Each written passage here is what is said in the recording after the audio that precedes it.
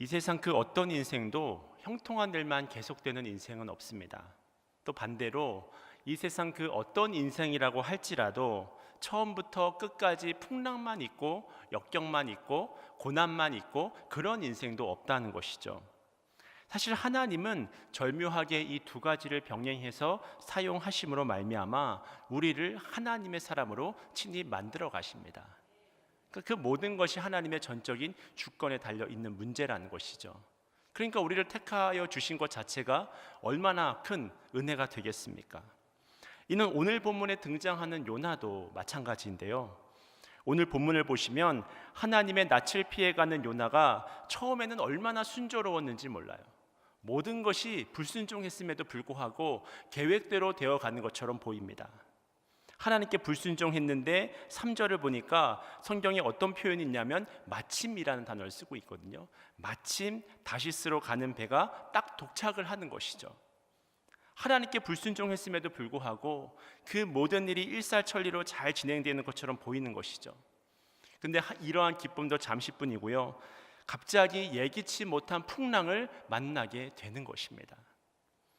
저는 오늘 본문을 묵상하면서 인생의 풍랑을 만나는 두 부류의 인생이 눈에 들어왔는데요. 한 부류는 하나님을 알지 못하는 인생들이 지금 풍랑을 맞고 있고, 또 한 부류는 하나님을 믿고 있고 또 하나님의 종으로 불리고 있는 사람이 지금 풍랑을 맞고 있다는 사실입니다. 무슨 말이냐면 하나님을 알지 못하는 사공들과 함께 하나님을 알고 있고 또 하나님을 믿고 있다고 하고 또 하나님의 선지자라고 하는 그 요나도 지금 풍랑을 동시에 맞닥뜨리고 있다는 거죠. 그것도 배라는 한정적인 한 공간 안에서. 이때 사공들의 모습을 먼저 보시면요, 그들은 하나님을 모르는 이방 사람들의 특징을 다 가지고 있습니다. 위기가 찾아오고 풍랑이 찾아오니까 너무나 당황스러워서 그들 나름대로 대안을 마련한 것이 두 가지가 있는데, 첫째는 무엇이냐면 5절을 보니까 어떻게 나와 있습니까? 사공들이 두려워하여서 각각 자기의 신을 부르고 라고 되어 있지 않습니까? 두려우니까, 염려가 되니까, 하나님을 모르니까 그냥 각자 자기의 신들을 다 부르고 외치고 아마 난리도 아니었겠죠. 그리고 두 번째로 그들이 가지고 있는 대안이 무엇인지 보니까 그 다음에는 배를 가볍게 하려고 그 가운데 물건들을 이제 집어 던지는 것입니다. 어떻게 하면 좀 배를 잘 띄워볼 수 있을까를 생각을 하면서. 그런데 이 두 가지 잘못된 대안이 너무나 허무하잖아요. 왜냐하면 도와줄 수 없는 어떤 막연한 대상을 향하여서 빌고 있기 때문입니다. 아무리 물건을 집어 던진다고 한들, 아무리 자기의 신들을 향해서 외치고 부르짖고 그런다고 한들 이 풍랑이 벗어날 것이 아닌데 이들의 노력과 수고가 너무나도 허무하잖아요. 얼마나 안타깝습니까? 우린 전도서의 말씀을 알고 있지 않습니까? 해 아래서 행하는 인간의 모든 수고가 헛되고 헛되다는 것입니다. 돈을 많이 벌면 내 안에 허전함이 사라질 줄 알았습니다. 지식을 머리에 많이 채우면 내 마음의 기쁨이 가득할 줄 알았습니다. 근데 왜 오늘을 살아가는 40대, 50대, 60대, 70대 왜 가슴에 뻥 뚫린 것 같은 빈 가슴이 있는 것일까요? 자녀를 향해서 그렇게 애를 쓰고, 때로는 자기 개발을 위해서 그렇게 애를 쓰고, 또 때로는 인맥을 관리하기 위해서 그렇게 애를 썼음에도 불구하고 그 결과라는 것이 도대체 무엇이 남았습니까? 여러분, 그 모든 일이 하나님과 연결되어 있지 않을 때는 그 결론은 허망함으로 끝난다는 사실을 깨달으시길 축원합니다. 여러분, 이것이 하나님 없는 인생의 허망함이에요. 아무리 노력한다고 한들, 아무리 수고하고 애를 쓴다고 한들 그 모든 수고로 자신의 인생에 다가오는 그 풍랑의 문제를 해결할 수가 없다는 거죠. 그렇다면 오늘 본문에 등장하는 요나의 모습은 어떻습니까? 5절 하반절을 보시면 그러나 라고 시작을 하면서 요나는 배 밑층에서 내려가서 누워 깊이 잠이 든지라 라고 하고 있는 말씀이 나오지 않습니까? 저는 오늘 본문을 보면서 이 신약 성경을 보면 이 광풍 가운데 주무시는 예수님의 모습이 있잖아요. 그 모습이 떠오르더라고요. 하지만 요나의 모습이나 예수님의 모습이나 광풍과 풍랑 가운데 잠들어 있는 것은 똑같지만 겉으로 보여지는 양태는 똑같다고 할지라도 요나가 배 밑에서 잠든 그러한 어떤 평안한 잠이라고 하는 것은 거짓 평화라고 하는 사실입니다. 겉보기에는 너무나 고요한 것 같지만, 겉보기엔 너무나 평화로운 것 같지만 광풍 가운데 주무시던 주님과는 달리 가짜 평안이고 가짜 평화였다는 것이죠. 이 요나의 잠은 하나님의 사람으로서의 책임 회피를 의미합니다. 어떻게 보면 현실 도피입니다. 그로 인해서 주어졌던 거짓 평화였다는 거죠. 혹시 요나와 같은 위장 평화가, 거짓 평화가 여러분의 모습은 아니십니까? 믿는 자라고 하면서도 거짓 평화로 살아가시진 않습니까? 성도들 가운데서도 위장 평화로 무장하고 신앙생활 하시는 분들이 너무나 많이 계십니다. 아무 문제가 없는 것처럼 주일날이면 어김없이 성경책을 옆에 끼고 또 좋은 옷을 입고 또 좋은 차를 타고 교회에 나오시지 않습니까? 그러나 오늘 본문의 요나와 같이 내면이 깊이 잠들어 있는, 거짓 평화 가운데 깊이 잠들어 있는 그런 분들이 많이 계시다는 것이죠. 저는 오늘 이 밤에 여러분 안에 있는 그 모든 거짓 평화들이 온전히 깨트려지시기를 축원합니다. 다 깨트려지고 다 산산조각 나서 나의 거짓 자라는 것은 다 무너져서 어린아이처럼 정말 아무것도 없이 그냥 하나님 한 번만 바라는 그 어린아이와 같은 심정으로 하나님 앞에 다 엎드려져서 눈물을 흘리고 콧물을 흘리고 그렇게 하나님 앞에 나아가시기를 바랍니다. 여러분, 어린아이들은 정신병이 없다고 그러잖아요. 어린아이들은 울지 않습니까? 자신의 감정을 있는 그대로 표현하지 않습니까? 속상하면 속상한 대로, 아프면 아픈 대로, 눈물이 나면 눈물이 나는 대로, 기쁘면 기쁜 대로 가감없이 그것들을 다 표현하지 않습니까? 저는 여러분이 지금 이렇게 점잖게 앉아 계셔도 성령님께서 여러분의 거짓 평화를 깨트려 주시기를 바랍니다. 그러므로 하나님 안에서 어린아이처럼 나아갈 수 있는 이 밤이 되시기를 바랍니다.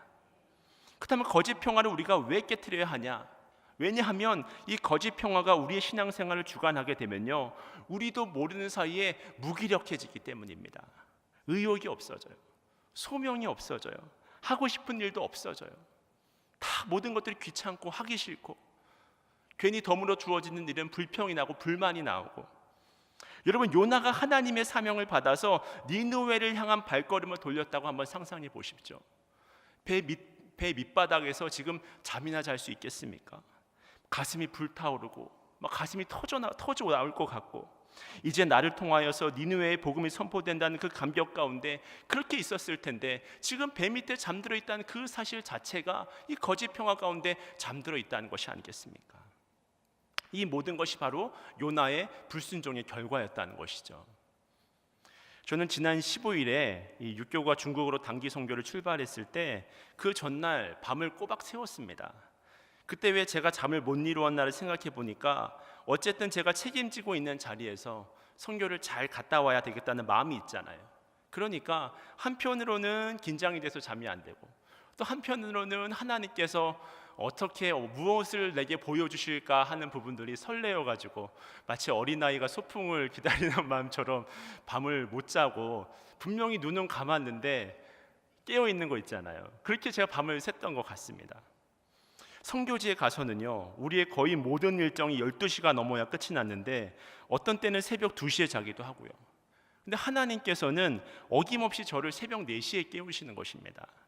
나는 분명 알람을 6시에 맞춰 놓았는데 하나님이 4시에 깨우는 거예요. 나는 정말 6시에 일어나고 싶었는데 하나님이 4시에 깨우셔서는 이 눈이 말똥말똥하게 하시는 겁니다. 그래서 하나님이 기도하라고 하시는가 보다 생각을 하고 오늘의 일정과 또 팀원들을 위해서 기도하고 또 큐티를 하고 그러면 딱 2시간이 흘러서 6시가 되더라고요. 근데 그렇게 잠을 조금 잤음에도 불구하고 피곤하지가 않는 거예요. 이동하는 버스에서는 찬양을 들으면서 감격해졌고요. 또 중국에 있는 현지 교인들을 만날 때는 하나님의 말씀을 선포하고 그 교인들이 그 말씀에 감격하여 저에게 안수 기도를 요청하면 또 안수를 해주고 머리에 손을 얹고 기도를 해주고 아주 황홀한 시간들을 보냈습니다. 그렇게 하루 3-4시간밖에 안 잤는데 전혀 피곤하지가 않고 오히려 날마다 감격이 막 이 가슴 깊은 곳에서부터 솟아오르는 거예요. 그랬더니 단기 선교를 다녀와서 일주일 만에 이제 교인분들하고 이제 인사를 하는데요, 제가 그렇게 얼굴이 좋아졌다는 겁니다. 제가 신지만 목사님처럼 이렇게 잘생긴 얼굴도 아닌데 얼굴이 좋아졌다는 겁니다.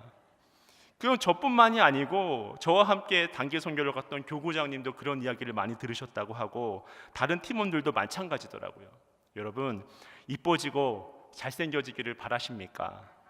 이 시간 은혜 받으시길 축원합니다. 은혜 받으시길 축원합니다. 제가 왜 그렇게 힘이 넘쳐났을까? 나는 그런 힘이 없는 사람인데 아무런 일도 하지 않고 배 밑창에 누워 있을 때보다 사명을 가지고 또 의욕을 가지고 그처럼 힘있게 달려 나아갈 때 그때 부어주신 하나님의 은혜를 체험했기 때문인 줄로 믿습니다. 저는 오늘 이 밤에 그러한 의미에서 여러분의 그 모든 무기력한 모습들이 온전히 다 치유되시길 바랍니다. 열정이 막 가슴 깊은 곳에서부터 솟아나야 되는, 갈렙처럼 이산지를 내게 주소서, 80세의 나이에 이산지를 내게 주소서 하는 그 마음이 날마다 가슴속에서 샘솟아 올라와야 된다고요. 어떻게 나이 때문에 무기력합니까? 어떻게 상황 때문에 무기력합니까? 그런 것은 없는 것입니다. 하나님의 은혜가 임하면 삶의 의욕이 넘치고 생기가 넘치고 목표가 있고 비전이 있고, 여러분 이런 인생이 정말 축복된 인생이 아니겠습니까? 활기찬 모습으로 회복되시길 축원합니다. 결국 우리가 오늘 설교의 서두에서 확인하는 하나님의 메시지가 뭐예요? 하나님을 알지 못해 엉뚱한 대안을 마련해서 헛된 일을 하고 있는 사람이나, 또 한편에서는 하나님을 알고 있습니다. 하나님을 믿는 믿음의 종이라고 하고 있습니다. 또 자신을 선지자라고까지 이야기를 하고 있습니다. 하지만 결과는 똑같다는 거예요. 그럼에도 불구하고 요나와 같이 무기력증에 빠져서 아무 일도 행하지 못하는 사람이나 그 결과는 똑같다는 거죠. 제가 이 모습을 보는데 갑자기 마태복음 5장 13절 말씀이 떠오르더라고요. 너희는 세상의 소금이니 소금이 만일 그 맛을 잃으면 무엇으로 짜게 하리요?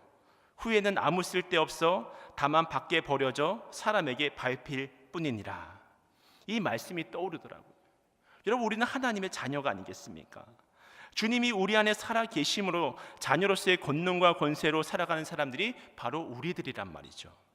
근데 마치 맛을 잃어버린 소금처럼, 예수님이 말씀하셨던 것처럼 소금인데 마치 맛을 잃어버린 소금처럼 무기력하게 배 밑창에서 잠이나 자고 있으면 믿는 사람이나 안 믿는 사람이나 풍랑 속에서 아무런 능력을 발휘할 수 없다는 사실입니다. 여러분, 우리가 예수 믿는 사람이라면서요. 그럼 다른 것이 있어야 되잖아요. 언제까지 우리가 이렇게 무기력하고 지쳐있고 넘어져 있고 그렇게 해서야 되겠습니까? 그것을 뛰어넘어야 되는 거죠. 근데 그렇지 못하고 풍랑 속에 잠들어 있는 것이 바로 요나의 영적 상태라는 것입니다.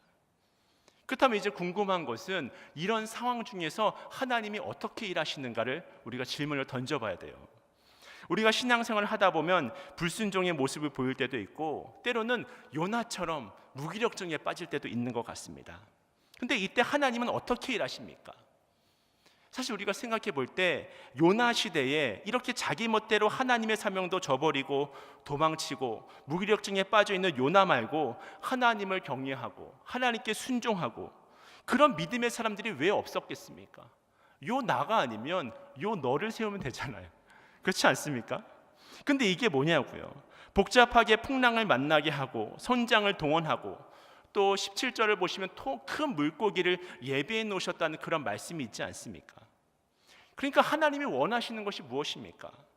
제가 본문을 읽다가 깨달은 은혜가 무엇인 줄 아세요? 하나님은 우리의 어떤 기능을 중요하게 여기는 분이 아니시라는 것이죠. 무슨 말이냐면 하나님의 역사를 자동차가 굴러가는 것으로 생각을 해보시면 이때 하나님은 자동차 전체가 굴러가는 것도 중요하게 여기시지만 자동차 안에 있는 부품 하나하나를 소중하게 여기신다는 것입니다. 그냥 고장났다고 해서 새 것 갈아서 끼는 것이 아니라 그것을 고치고 또 고치고 또 고쳐서 가장 좋은 부품으로 만드시는 분이 바로 우리 하나님이시라는 거죠. 그런 의미에서 이 자리에 모인 모든 사람들에게 하나님은 관심이 있으시고 사랑을 부어주시길 원하시고 하나님의 사람으로 만드시길 원하시는 줄로 깨달으시길 축원합니다. 여러분, 이것이 바로 하나님의 마음이라는 거예요. 그렇게 하나님은 이 요나를 고치셔서 하나님의 사명을 감당하게 하시는 겁니다. 오늘 이 밤에 요나에게 역사하셨던 그 하나님의 사랑이 여러분에게도 임하시길 축원합니다. 그래서 우리는 영적 무기력으로부터 벗어나야 합니다. 더 이상 맛을 잃은 소금으로서의 삶을 살아가는 것이 아니라 짠맛을 내야죠. 더 이상 빛의 자녀라고 하면서도 어둠으로서 살아가는 것이 아니라 빛의 자녀면 빛의 자녀로서 살아갈 수 있어야 되죠.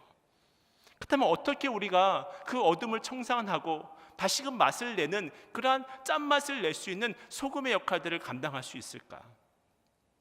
먼저는 풍랑을 다루신 하나님의 역사를 통해서 가장 먼저 요나에게 일어난 변화를 살펴보길 원하는데요. 먼저는 다 함께 저를 한번 따라해 보겠습니다. 나 때문이라고 고백하게 하십니다. 그렇습니다. 이제는 더 이상 요나가 하나님의 일하심을 통해서 핑계치 않더라고요. 그리고는 이제는 나 때문이라고 고백을 하는 것입니다. 우리 과연 그런지 우리 12절 말씀 보실까요? 우리 12절 말씀 우리 함께 읽겠습니다. 시작. 그가 대답하되 나를 들어 바다에 던지라. 그리하면 바다가 너희를 위하여 잔잔하리라. 너희가 이 큰 폭풍을 만난 것이 나 때문인 줄을 내가 아노라 하니라. 아멘. 너희가 이 큰 폭풍을 만난 것이 나 때문인 줄을 내가 아노라 라고 고백하고 있지 않습니까? 여러분, 이 고백이 참 중요합니다. 오늘 이 밤에도 주님께서 여러분의 잘못을 지금 말씀을 통해서 지적하고 계시지 않습니까? 또한 깨닫게 하시잖아요. 하나님을 온전히 신뢰하지 못했던 것, 또 요나와 같이 하나님의 말씀에 불순종해서 배 밑바닥에서 잠들어 있는 것과 같은 그런 무기력증에 빠져 있는 것 같은 그런 우리의 인생을 지적하고 있지 않으십니까? 요나와 같이 하나님의 말씀에 불순종했던 것을 말씀하시잖아요. 이 시간 깨달음이 있을 때에 요나와 같이 내가 죄인이라는 사실을 고백해야 할 줄로 믿습니다. 이것이 우리 인생의 풍랑을 멈출 수 있는 첫 번째 출발점이 되어진다는 거죠. 근데 사실 이것이 쉬운 일은 아니잖아요. 이 데일 카네기라고 하는 인간관계술의 이 대가가 있잖아요. 이 데일 카네기는 인간관계술에 대해서 말하면서 우리가 대인관계를 잘 하기 위해서는 다른 사람의 잘못을 지적하지 말라고 이야기를 합니다. 왜냐하면 인간이라고 하는 것은 이 잘못을 지적한다고 돌이키는 존재가 아니기 때문이라는 것이죠. 그렇다면 사람들이 이처럼 자신의 죄를 솔직하게 인정하지 않는 이유는 무엇일까요? 그것은 바로 자아라고 하는 질병 때문이라고 합니다. 그러면서 예로 든 것이 뭐냐면 명백한 증거로 유죄가 명명된 죄수 중에 내가 죄인이라고 하는 사람은 단 한 명도 없다는 거예요. 모두가 다 자신은 잘못이 없대요. 그러면서 뭐라고 이야기를 하냐면 자신 안에 있는 죄를 찾기보다 상대방의 잘못을 지적하는 겁니다. 지금 이 모습이 내 진짜 모습은 아니라는 거죠. 나는 원래는 실제로는 더 좋은 사람인데 상황이 어쩔 수 없어서, 환경이 너무나 나빠서, 때로는 기분이 문제여서, 실수로 이렇게 변명들을 한다는 것입니다. 그렇다면 여러분, 우리가 신앙생활하는 데 있어서 고백이 왜 중요할까요? 고백이 왜 중요합니까? 왜 하나님께서는 우리가 죄를 자백하는 것으로 진정한 회개의 출발을 삼으실까요? 왜냐하면 그래야 우리가 고칠 수 있기 때문입니다. 환자는 자신이 아프다는 것을 인정해야지만 의사로부터 진단을 받고 고침을 받을 것이 아니겠습니까? 마찬가지로 죄인은 내가 죄인임을 인정해야지만 죄를 사해 주시는 주님을 찾아가고 만나지 않겠습니까?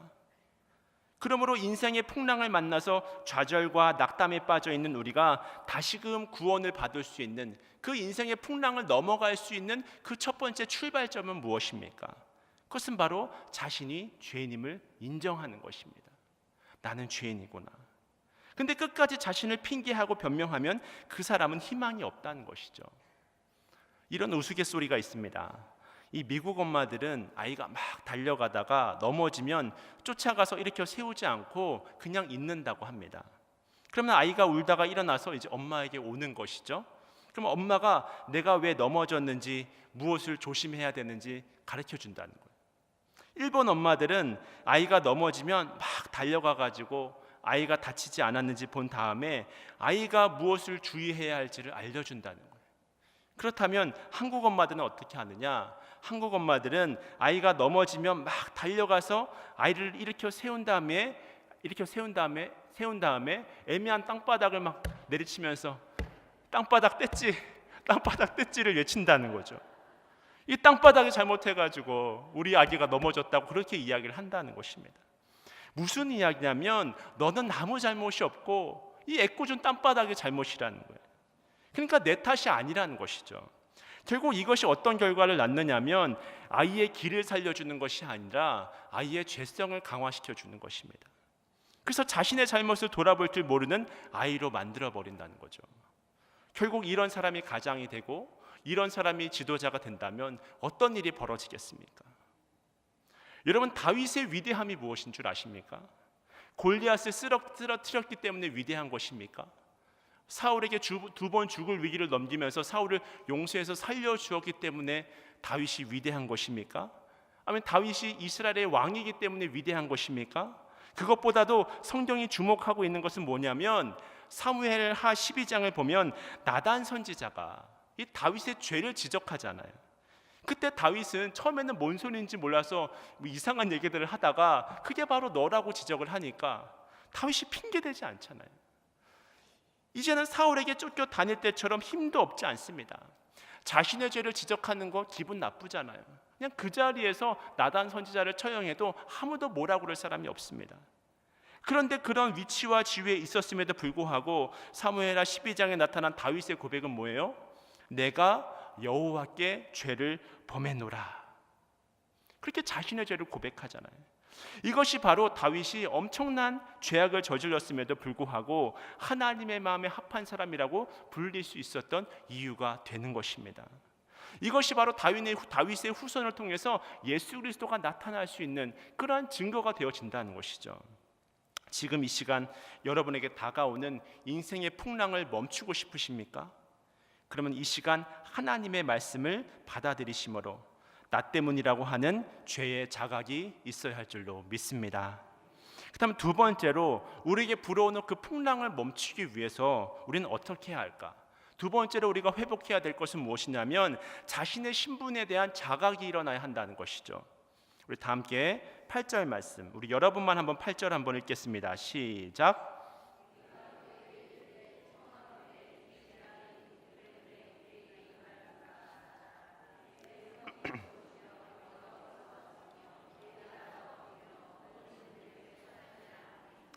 지금 어떤 질문들이 오가고 있어요? 8절을 보니까 제비에 뽑힌 요나에게 너 생업이 무엇이니?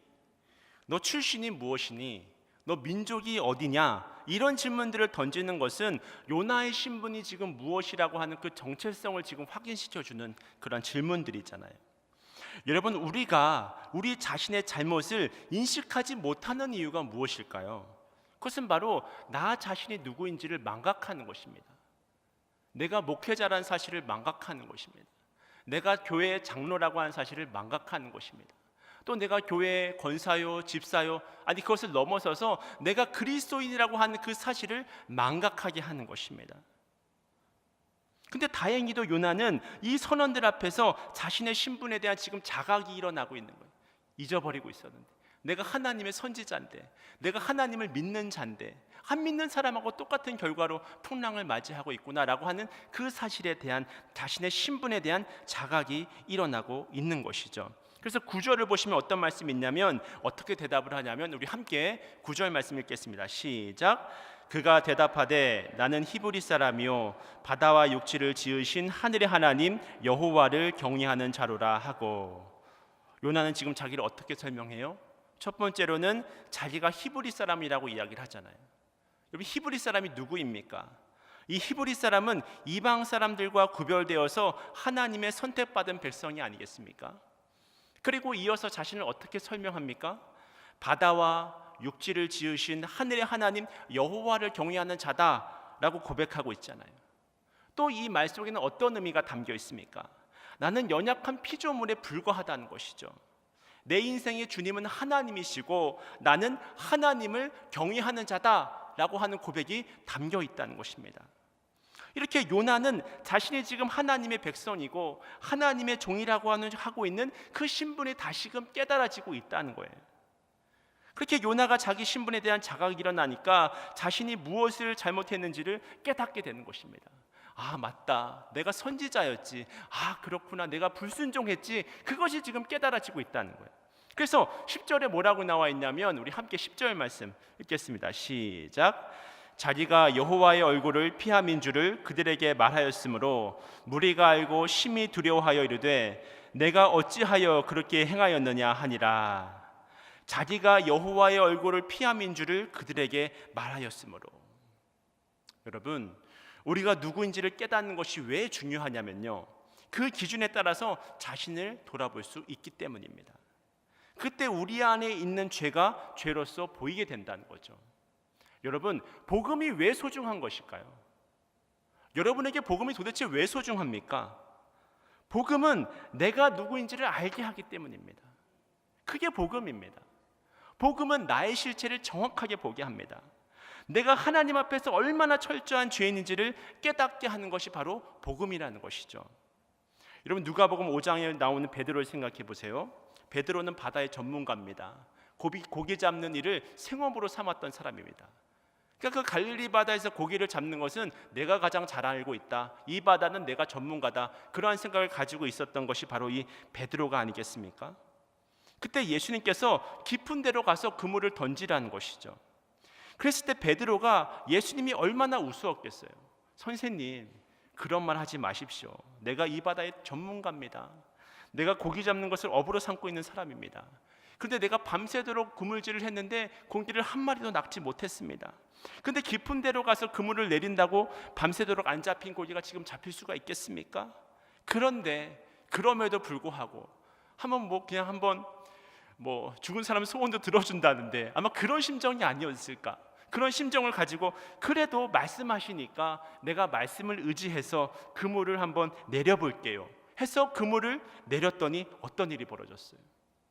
누가복음 5장 6절을 보니까 고기를 잡은 것이 심이 많아가지고 그물이 찢어질 정도였다고 성경은 이야기를 하고 있지 않습니까? 이때 베드로가 무릎을 꿇고 주님 앞에 뭐라고 합니까? 주여라고 고백을 하는 거예요. 주여라고 고백을 하는 거예요. 분명 처음에는 선생이라고 이야기를 했거든요. 누가복음의 그 5장의 앞부분을 보시면 선생이여 라고 이야기를 하는데 그 기적을 보고 나서는 주여라고 고백을 하는 것입니다. 그리고 난 다음에 고백이 중요한데 뭐라고 고백을 하냐면 주여 나를 떠나소서 나는 죄인이로소이다 라는 고백을 하잖아요. 여러분, 복음은 무엇입니까? 복음이 여러분에게 무엇입니까? 복음은 우리를 알려줍니다. 내가 어떤 상태에 있는지를 알려줍니다. 그게 복음입니다. 온 천지 만물을 창조하신 하나님 앞에서 내가 얼마나 작은 존재인가, 내가 얼마나 연약한 존재인가, 내가 얼마나 큰 죄인인지가 깨달아지는 것이 바로 축복인 줄로 깨달으시길 축원합니다. 여러분은 그 위대한 사도 바울이 우리들보다 더 죄가 많다고 생각하십니까? 저는 절대로 그렇게 보지 않습니다. 사도 바울은 저랑은 비교도 안 될 정도로 아주 훌륭한 사람이었을 거예요. 도덕적으로나 인격적으로나 지식적으로나 윤리적으로나 아마도 너무나도 거의 완벽에 가까운 그런 사람이 아마 사도 바울일 것 같습니다. 그럼에도 불구하고 복음을 아는 자로서 로마서 7장에서 사도 바울이 고백하는 것이 뭐예요? 자신이 죄인 중에 괴수라는 것이 아니겠습니까? 그 고백 속에 모든 것이 담겨 있잖아요. 하나님은 얼마나 큰 분이고 인격적으로 지식적으로 히브리인 중에 히브리인이고 혈통적으로 자랑이 넘쳐나고 그렇다고 하더라도 하나님 보시기에는 얼마나 큰 죄인인지 그것을 깨닫게 하는 것이 바로 복음이란 말이에요. 여러분, 그 복음을 알아야 돼요.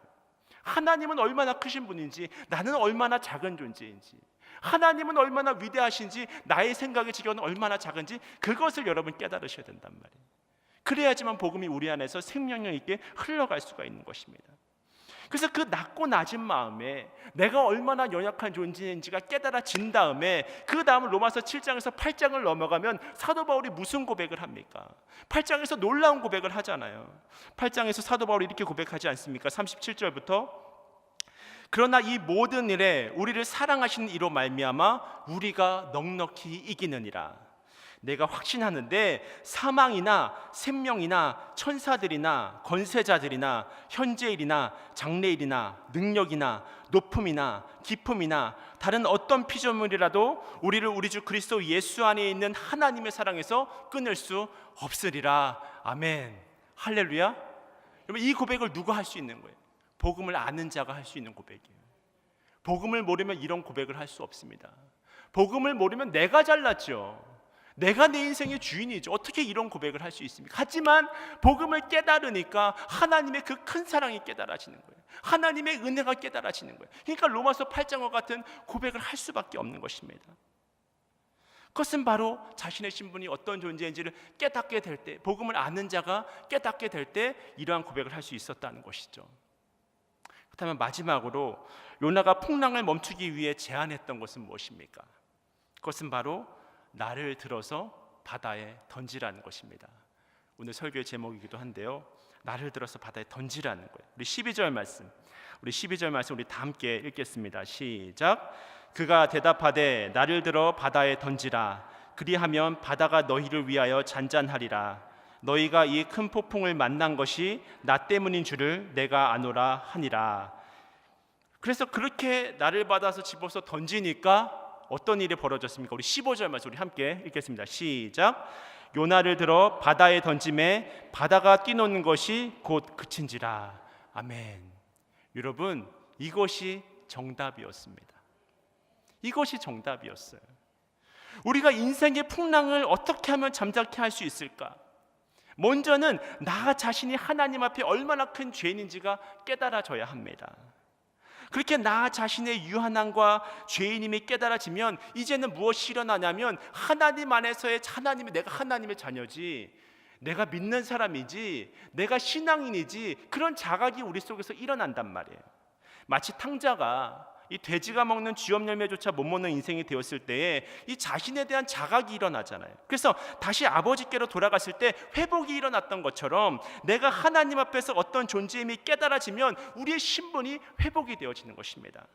그래서 베드로전서 2장 9절 말씀, 그러나 너희는 택하신 족속이요 왕같은 제사장들이요 거룩한 나라요 그의 소유된 백성이니 이는 너희를 어두운 데서 불러내어 그의 기이한 빛에 들어가게 하신 이의 아름다운 덕을 선포하게 하려 하심이라. 그래, 내가 하나님의 자녀인데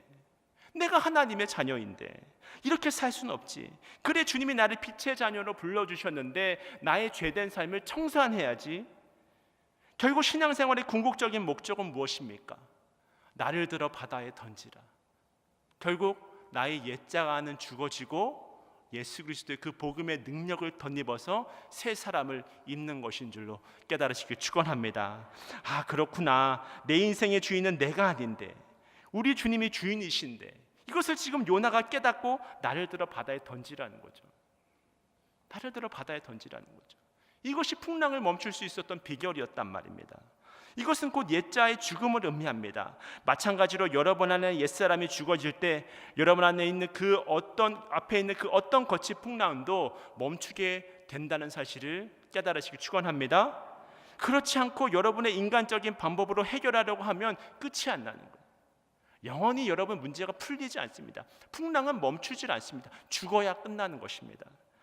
여러분, 그런 의미에서 13절을 다시 한번 보세요. 사실 이 풍랑은 요나의 자아가 죽어야지만 끝나는 거였거든요. 근데 주변 사람들이 보니까 안타까운 거예요. 제비에 뽑혔거든요. 그러니까 너무나 안타깝잖아요. 그래서 인간적인 노력으로 애를 쓰기 시작합니다. 그래서 사람들이 어떤 행동을 하는가 보니까 13절을 다시 한번 읽어볼까요? 13절 시작. 그러나 그 사람들이 힘써 노를 저어 배를 육지로 돌리고자 하다가 바다가 그들을 향하여 점점 더 흉용함으로 능히 못한지라. 여러분, 13절의 시작을 보세요. 그 사람들이 그냥 대충 노를 저은 것이 아닙니다. 아주 있는 힘껏 이거 노를 못 저으면 죽는다는 그런 생각을 가지고 힘써 노를 저었단 말이에요. 근데 여러분, 얼마나 허망합니까? 그렇게 힘써 노를 저었습니다. 자신들의 신에게 기도도 했고요, 그 안에 있는 짐들을 다 던져가지고 그 배 안을 가볍게도 해보려고 노력도 했고요. 근데 그러면 그럴수록 풍랑이라고 하는 것은 점점점 거세지는 것입니다. 내 안의 죄 문제를 해결하고 내 인생의 주인이 주님임을 인정해야 끝나는 건데, 여러분 지금 이 시간 도대체 어떤 헛수고를 지금 하고 계시느냐고요. 우리의 옛사람이 버젓이 살아있는 그 상태로 드리는 인간의 그 모든 수고라고 하는 것은 절대로 하나님의 영광이 될 수 없습니다. 그렇게 중심이 바뀌지 않은 상태에서 우리의 인생의 풍랑이 멈추지 않으니까 우리의 마음에 이 불신앙의 특징 중에 하나가 또 무엇이냐면 조급해지는 거거든요. 무엇이든지 해야겠는 거야. 내가 이대로 있으면 그냥 그 풍랑 속에 다 죽을 것 같으니까 무엇이라도 좀 해야 되겠는 거야. 그래서 어떤 선택을 합니까? 하나님, 헌금을 좀 더 하면 이 풍랑이 좀 멈출 수 있을까요? 하나님, 제가 좀 헌신을 좀 더 해볼까요? 봉사를 좀 더 많이 해볼까요?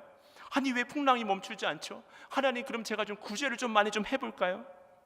그런데 안타까운 것은 내 인생의 주인이 바뀌지 않은 상태에서 드리는 그 모든 헌금과 그 모든 봉사와 그 모든 구제 활동이라고 하는 것은 다 나를 높이는 수단으로 변질되기 십상이라는 거죠.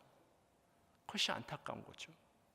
왜냐하면 그 마음의 중심이 하나님이 아니라 나를 향해 있기 때문에, 하나님의 이름으로 하지만 결국에는 나를 높이기 때문에 하나님이 그 꼴은 절대 못 보시는 거죠. 그렇기 때문에 오늘 보면 13절에 나와 있듯이 힘써 노를 저어봤자 점점점 더 흉흉해지는 겁니다. 결국 우리가 오늘 본문을 통해서 확인할 수 있는 것은 무엇입니까? 우리가 죄에 대한 미련 때문에 절대로 사람들의 타협책에 솔깃해서는 안 된다는 거예요. 모든 문제는 하나님 앞에 엎드리며 회개해야지만 끝나는 줄로 믿으시길 축원합니다. 결국 본문을 통해 확인한 것처럼 요나는 바다에 던져졌습니다. 근데 우리가 다 알다시피 요나는 사흘 뒤에 다시 살아나잖아요. 여러분의 힘으로 살고자 하면 죽는 겁니다. 하지만 주 안에서 죽으면 다시 살아나는 줄로 믿으시길 축원합니다. 그렇게 요나가 물고기 뱃속에서 있었던 3일 동안 니느웨의 고난 대신에 다시스를 향해서 가고자 했던 그 육체의 즐거움이 죽은 거예요. 그렇게 3일 동안 물고기 뱃속에 있는 동안 그렇게 끝까지 니느웨로 가지 않겠다고 고집했던 나의 편협한 자아, 또 이기적인 민족주의, 또 하나님을 순종하지 못하고 나를 의지했던 그 모든 불순종의 장제가 다 죽어버렸던 거죠. 그러므로 로마서 6장 6절의 역사가 일어난 것입니다. 우리 로마서 6장 6절, 우리가 알거니와 우리의 옛사람이 예수와 함께 십자가에 못 박힌 것은 죄의 몸이 죽어 다시는 우리가 죄에게 종노릇하지 하지 아니하려 함이니, 그러므로 고린도서 5장 17절의 말씀이 일어난 것입니다. 그런즉 누구든지 그리스도 예수 안에 있으면 새로운 피조물이라, 이전 것은 지나갔으니 보라 새 것이 되었노라. 할렐루야, 할렐루야. 여러분, 우리들 인생의 풍랑이라고 하는 것은 인간의 공로라든지 인간의 노력이라든지 그것으로 끝나는 것이 아닙니다. 우리 인생의 풍랑은 우리들의 자아가 죽어야 끝납니다. 성령께서 하실 것입니다. 내가 의지적으로 죽어야지 한다고 죽어지는 것이 아니에요. 그만큼 내 의지가 막 살아있는 거잖아요. 맡기셔야 합니다. 말씀에 거하셔야 합니다. 하나님의 은혜 가운데 거하시고 복음이 살아있으면 복음이 생명력이 있기 때문에 나를 깨닫게 합니다. 내가 어떤 존재인지, 내가 얼마나 죄인인지. 그래서 사도 바울과 같은 고백을 할 수밖에 없는 거죠. 내가 죄인 중에 괴수구나. 그렇구나. 내가 죄인 중에 괴수였는데 다른 사람을 탓했구나. 내가 죄인 중에 괴수였는데 상황을 탓했구나. 그 사실이 깨달아진단 말이에요. 여러분, 더 이상 주님 앞에서 힘겨루게 하지 마세요. 주 앞에서 버티지 마세요. 대신 나를 들어서 바다에 던지라고 선포했던 요나처럼 여러분의 인생을 주님께 맡기시길 축원합니다. 나를 들어 바다에 던지라고 하는 그 순간 요나는 죽어졌고요. 이제 내 인생의 주인은 하나님이시니 하나님 뜻대로 하십시오. 죽이시든지 살리시든지 살아도 주를 위해 죽어도 주를 위해, 그 마음이 요나에게 있지 않았겠습니까? 그렇게 물속으로 들어간. 그런데 17절에 보니까 물고기를 예배해 두시죠. 죽으러 들어갔는데 물고기를 예배해 주셔서 살리시고, 다른 사람 택하셔도 될 텐데 그 사람을 굳이 또 그렇게 막 풍랑을 통해서 변화시켜가지고 또 니느웨를 구원시키는 하나님의 사명을 감당하는 사람으로 세워지지 않습니까? 왜냐하면 우리가 하나님의 자녀니까. 왜냐하면 우리가 하나님을 먼저 찾는 것이 아니라 하나님이 먼저 우리를 찾아주셨으니까. 왜냐하면 하나님께서 우리를 선택해 주셨으니까 선택한 영혼은 끝까지 붙들고 가시는 것입니다. 그때 여러분의 인생의 풍랑은 잠잠케 되어지고 모든 것이 합력하여 선을 이루는 역사, 형통의 길로 나아가게 되는 줄로 깨달으시길 축원합니다.